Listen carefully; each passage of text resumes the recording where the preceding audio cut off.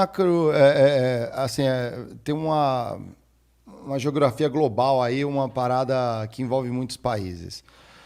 Mas eu acho curioso que a gente não tenha medo de uma plataforma americana como o YouTube ou o WhatsApp ou qualquer uma, né? Facebook, de um país que tem presença com 800 bases espalhadas no mundo, quanto da China, que não tem nenhuma base espalhada no mundo, que não é bélico, não tem uma guerra nesse exato momento, não manda tropas para outros países. Não tá, eu, nessa relação China-Rússia, a China também é assim, quer comprar, tô vendendo. Não preciso pagar em dólar, é rublo, Não, mas aí você está sendo leviano em relação a questão do... Você falou de medo, né? De temer. Tem muito mais motivos para temer isso com a China. Fato. Por quê? Força comercial, força Estados Unidos, bélica. Durante os últimos 40 anos, todos nós, inclusive do Brasil, de fora, pudemos acompanhar discussões entre o governo e empresas ao longo do tempo sendo debatidas. Você pode ver o Senado, você pode ver tudo. Na China, o cara é bilionário, ele some durante 3 meses, depois aparece e ninguém sabe como aconteceu. O governo tem uma ação direta nas empresas muito maior do que nos Estados Unidos, fato. É um modelo de governo diferente, né? Tá, mas assim, então, mas o ponto vocês, o argumento de vocês, não, vamos usar o argumento quem que você vai colocou. temer mais? Eu tenho, não. Eu temo mais quem tem um poder bélico igual ao dos Estados Unidos, ponto. Não, mas a gente tá falando de informação aqui. Não, é porque vocês estavam falando assim, o argumento inicial é assim, você falou assim, o risco dos Estados Unidos, vocês vão saber, por exemplo, o cara está em qual lugar, se ele consulta quem é pró-Rússia, quem é pró-Ucrânia e tudo mais. É um risco bélico, talvez, de informação. Risco de dados. Risco de dados. O que a China vai fazer com esses dados? Narrativas. Narrativas. Tá. Eu tô para ver ainda um filme da China que vai chegar no Brasil, tipo o Rambo, assim. É ele atacando os Vietcong, por exemplo. Entendeu? Não seria só isso, Mário. A China, quando tem... Eu tô falando da China eu não sou especialista em China. Com o aplicativo do TikTok em mãos, se eu sou dono, não tô falando que a China faz isso, mas ela poderia fazer. Ela consegue eleger um presidente. Não, porque quantos aplicativos tem com a quantidade de usuários? Cambridge Analytica também pode. Mas aí só tem 2 potências, Mário, Estados Unidos e China. Risco, você vai medir um risco agora, de 0 a 1. Risco, vou dar 2 exemplos. Risco dos Estados Unidos falar pro Facebook, agora a sua empresa é estatal. Risco da China falar pro TikTok, agora a sua empresa é estatal. De 0 a 1, os 2. Tá, mas e qual o problema de ser estatal ou não? Primeiro, você tá direcionando a um ponto de ser estatal é um problema. Isso aqui é base de dados. Base de dados está na mão do governo chinês, base de dados está na mão de uma empresa que tem vínculos globais. Hoje, muitos dados seus, nossos aqui, estão na mão do governo brasileiro também. Nenhum algoritmo sobre meu consumo. É diferente. Então, não, sim, eu entendo. E não só sobre o consumo, sobre o que eu vou assistir ou não. O indivíduo contra o todo. Isso, que tipo de dados que entendeu, mano? Esse é o ponto. Antes, quando era TV, era muito claro, né? TV estatal. Aí o país estava em não, a Rússia guerra. tem, a Rússia tem. Aí só aparece aquilo. Eu estava na Venezuela quando aconteceu o golpe. Desligou todas as TVs privadas, ficou só a TV estatal e só ele falando. A narrativa era só dele. Chaves na época lá. No caso era o Chaves. Cara, cheguei na quinta-feira, o golpe aconteceu na sexta de manhã, eu só pude ir embora na outra terça-feira. Fiquei trancado dentro do hotel. E só se eu ligasse a TV, eu só tinha uma informação. De novo. Então, imagina a China falar, agora eu digo o que pode passar no TikTok. De novo. Ou os Estados Unidos, os dois têm esse poder, tá? Não estou defendendo um ou outro. De novo, não é um julgamento de valor sobre capitalismo ou socialismo. Não é nada disso. O poder não é o poder da informação. Uma discussão se os chineses com esse controle são mais felizes ou infelizes, também não é isso. Também não. É poder da informação. Fato. E risco. E é igual a gente está falando risco Brasil. Qual que era o risco Brasil de você pegar, por exemplo, uma empresa hoje que não é estatal e falar em estatal versus há 4 anos atrás? Hoje é muito maior, ponto. Que eu penso e aí eu acho que o primeiro pedido dos Estados Unidos, para mim faz sentido, que é aonde esses dados estão armazenados. Depois, para falar do controle da informação, de poder usar para a guerra, eu acho que está tendo um exagero. Onde estão os servidores, né? Onde estão os servidores fisicamente? Porque fala lá na nuvem, o pessoal fala onde é que está esse dado. Todo software Tem uma base. Tem um hardware por trás. Software é o que a gente xinga, não dá para pegar o que está aqui dentro. Hardware é o que a gente chuta. Eu dou isso na aula lá, os alunos adoram. É a forma mais fácil de explicar. E todo software está instalado em cima de um hardware. A nuvem é um hardware. A diferença é que eu pago um aluguel, ele não é meu. Em algum lugar, mas aí você Algum pode estar espalhado, um algum AWS. lugar, exato. Algum lugar, obrigatoriamente, aquele dado está. E quando todos os dados do TikTok estão dentro da China, se entrar uma guerra e fechar as fronteiras de dados, quem tem acesso a todos os dados de consumo do mundo é só a China. E o inverso também é verdade. Se esses dados ficam só dentro dos Estados Unidos, Facebook é o único WhatsApp. que tem. Então, em momentos de guerra, esse dado estar fora do país, os Estados Unidos pedirem para usar o TikTok, você precisa ter parte da base de dados dos servidores aqui nos Estados Unidos, me parece algo relevante, não só comercial, por uma questão de segurança. Por exemplo, os bancos que operam no Brasil não podem manter os nossos dados fora do Brasil. Porque, de novo, se acontecer uma guerra e for fechado o acesso ao dado, eu não tenho mais acesso à minha conta, eu não sei quanto eu tenho de dinheiro. Está errado. Tá então, errado. Obrigatoriamente, esses servidores estão no Brasil.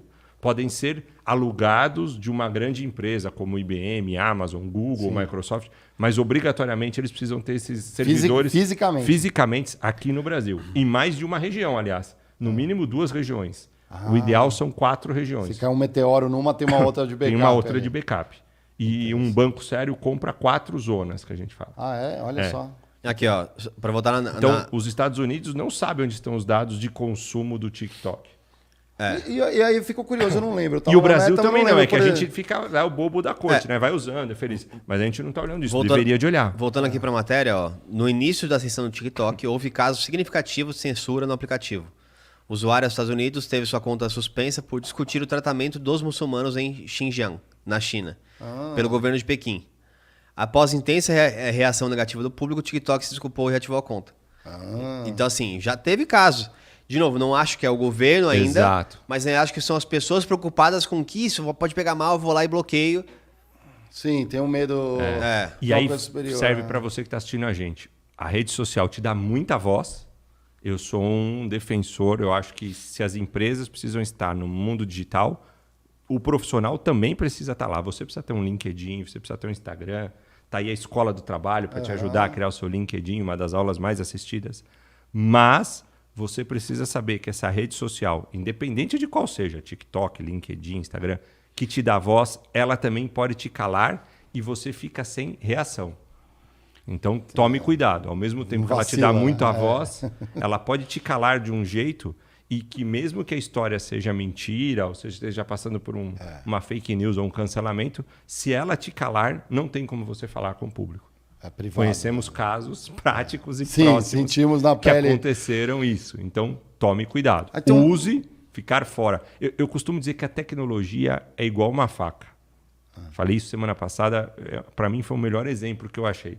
Você não vai dar uma faca de um sushi man na mão de uma criança de 3 anos. Não. Ela vai se matar. Mas também você não vai criar essa criança até os 18 anos sem ela ter contato com a faca. Porque ela não vai saber nem sentar e comer num restaurante. Ela precisa começar com uma faca sem ponta, de plástico, uma faca que não está com corta um tão corte bem. bom. E em determinada idade, não precisa ser com 1, 2 anos, Claro. mas em algum momento, 4, 5, 6, ela vai ter que ter contato com a faca para aprender, para quando ela tiver 18, 19, ela poder usar a faca. Então, usa a tecnologia igual você usaria uma faca. Se você não aprender, você vai ser um analfabeto digital. E se você também usar somente ela muito cedo e muito, você pode se cortar. Aí vem um ponto interessante. Eu acho que o surgimento das redes sociais, ali nos primórdios, né, os governos olhavam e falavam, a galera tá lá, trocando ideia, não é nada. Até o ponto que hoje você pode fazer um Pix. Né, dentro. Você troca Dinheiro. Dinheiro. Então ela é muito mais estratégica.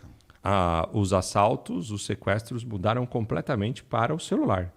Não ó. tem mais para você levar a pessoa para fazer um saque no banco. Porque com o celular eu tenho muito mais controle. Passei por isso há um mês atrás e sofri, mesmo sem tecnologia, sofri Até radicalmente. Porque no banco pode ter um segurança lá na frente, né? Então... Exato. E quando eu fui fazer o BO na delegacia, ainda ouvi isso do delegado, que eu achei um absurdo, mas era fato real. Que bom que só levaram o teu celular. Tem muitos casos que estão levando a pessoa junto, fica dentro da casa, abre o computador e aí começa. Baixa investimento, transfere. Então, assim, a tecnologia é muito boa. De novo, eu sou o maior defensor dela.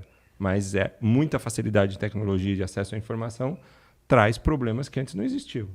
Olha O sequestro mudou. Antes você sequestrava a pessoa e pedia para outra pessoa pagar o resgate. Era assim, não era?